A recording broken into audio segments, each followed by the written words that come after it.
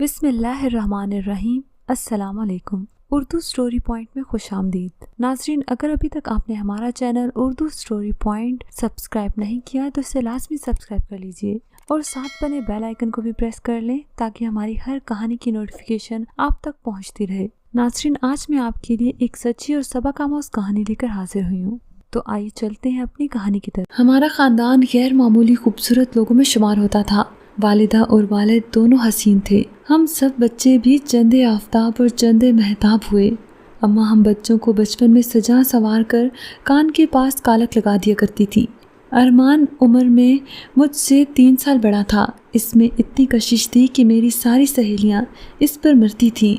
اگرچہ بھائی لڑکیوں کی طرف توجہ نہ دیتا تھا اور اپنی ساری توجہ پڑھائی پر مرکوز رکھتا تھا، لیکن اس کو یہ احساس ضرور تھا کہ وہ خوبصورت ہے، اپنے رب کی اس صفت پر کہ وہ جمیل ہے اور جمال کو پسند کرتا ہے۔ ارمان کو بھی حسین چہرے پسند تھے۔ وہ حسن پرست واقع ہوا تھا۔ جہاں خوبصورتی کو ستائش بھری نگاہوں سے دیکھتا، وہاں بدصورتی اس سے برداشت نہ ہوتی۔ وہ بدنما اشیاء کو دیکھ کر آنکھیں بند کر لیتا۔ جہاں ہمارا خاندان خوبصورت تھا، وہاں بدقسمتی سے خالہ کی شادی ایک بدصورت شخص سے ہو گئی، لہٰذا ان کی اولاد خوبصورت نہ ہوئی۔ وہ شکل و صورت پر اپنے باپ پر چلی گئی۔ مہرین میری خالہ کی بیٹی تھی۔ وہ خاصی گئی گزری شکل لے کر اس دنیا میں آئی تھی۔ ہم سب اس بیچاری کی بدصورتی پر افسوس کرتے تھے۔ بچپن میں ہم اسے اپنے ساتھ کھلانے پر اعتراض کرتے تھے۔ جب شعور آیا، اس کی اچھی عادتیں دل میں گھر کرنے لگی اور ہم سب کو پیاری لگنے لگی۔ خالہ امی سے بہت محبت کرتی تھی، اکثر ملنے آ جاتی تھی۔ امی کو بھی بہن سے بہت پیار تھا اور بھانجی خاص طور پر دل لبھاتی کہ مہرین بےحد نیک اور فرما بردار بچی تھی۔ پڑھائی میں اتنی تیز نہ تھی، مگر گھریلو کاموں، تمیز تہذیب میں بےحد طاقت تھی۔ یہ کسی نے سوچا نہ تھا کہ وہ ہماری بھابھی بنے گی۔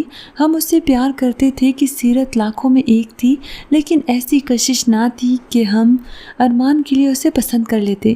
اللہ جانے ایک دن اماں کو کیا سوچ آ گئی، بیٹھے بٹھائے منگنی کرنے کی ٹھان لی۔ میں نے کہا، اماں پہلے لڑکی تو ڈھونڈ لو، کس سے کرو گی منگنی؟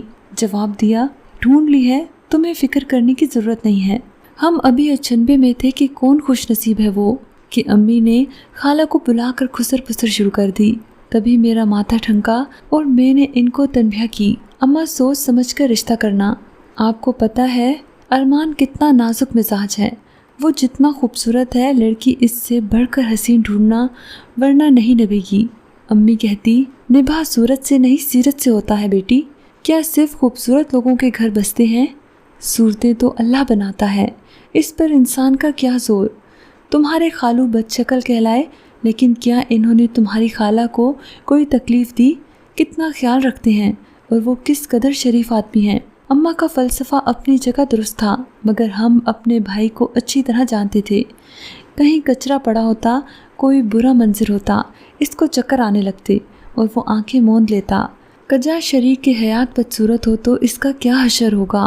بہت سمجھایا اماں کو، لیکن اماں نہ مانی۔ انہوں نے مہرین کو بہو بنانے کا پختہ ارادہ کر لیا، اور جب ارمان لاہور سے چھٹی پر آیا تو اس کو یہ خوشخبری سنا دی کہ میں تیری منگنی مہرین سے کر رہی ہوں۔ یہ خبر سنتے ہی میرے بھائی کا رنگ فک ہو گیا۔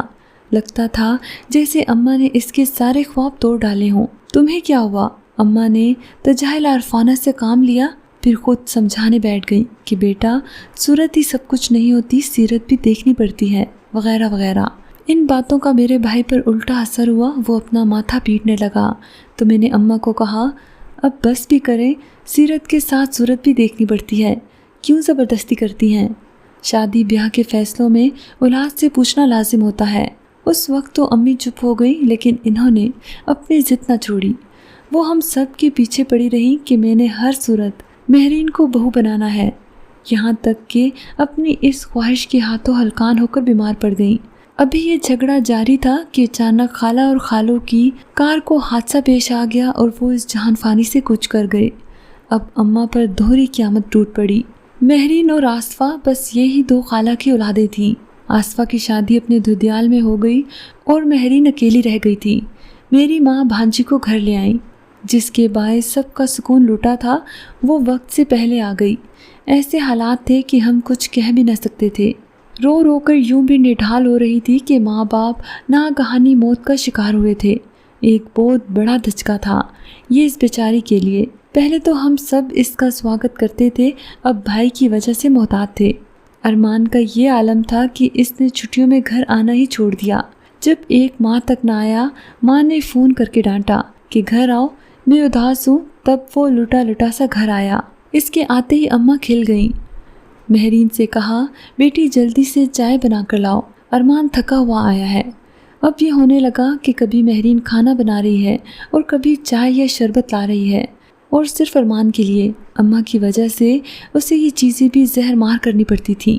उन्हीं दिनों अरमान की मुलाकात यूनिवर्सिटी में राहिला से हुई। वो बेहद खूबसूरत और अच्छे घर की लड़की थी। भाई के दिल को भाई, और इन्होंने इसमें दिलचस्पी लेने शुरू कर दी। अब इधर मेरी वालदा बेटे की भरी बनाने में लगी थी, उधर बेटा अपनी पसंद की शादी के लिए पर तोल रहा था।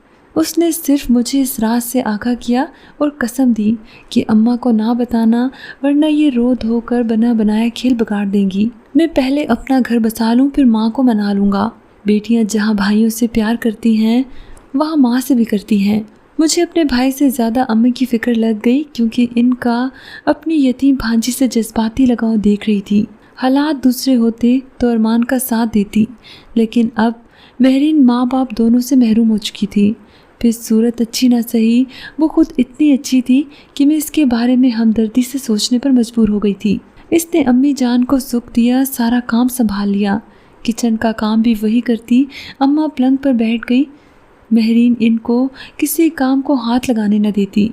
रात को सोने से पहले इनकी टांगें दबाती।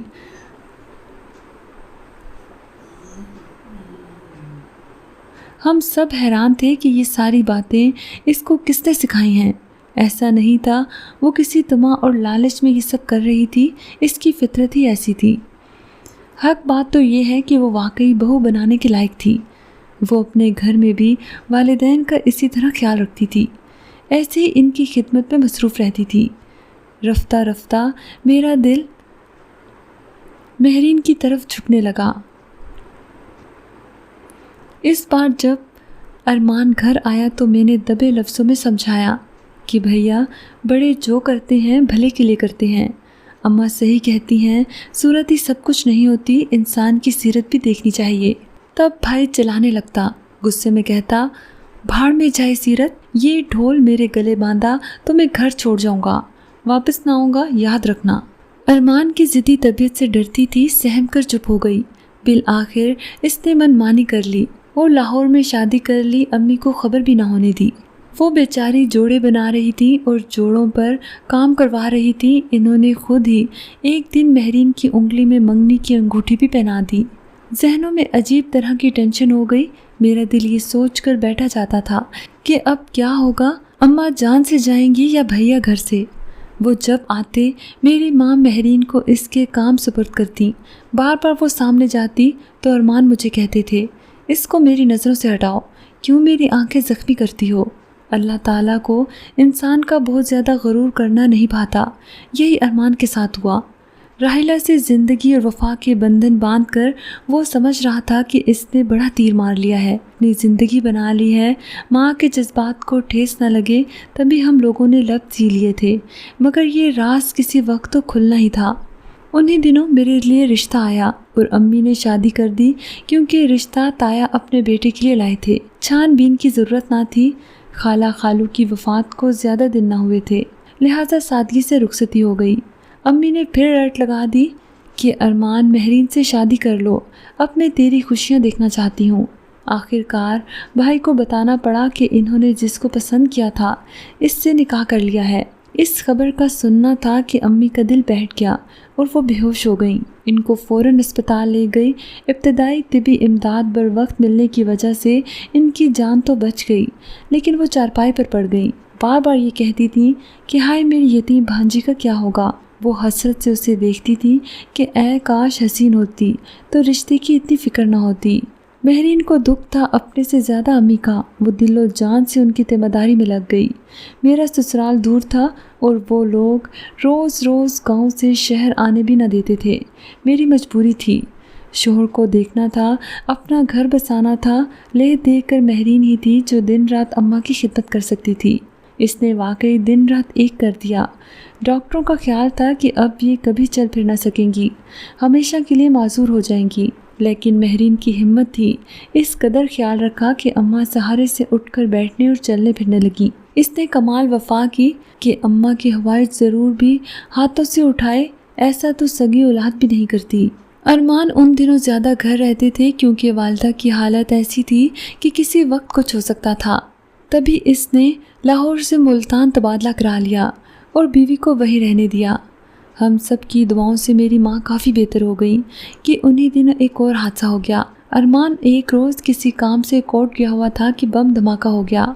उस वक्त भाई नज़दीक ही था और कार में बैठा था। धमाके की शिद्दत से उनकी कार के शीशे टूट गए और स्क्रीन के शीशे भाई के चेहरे में बुरी तरह पेवस्त हो गए।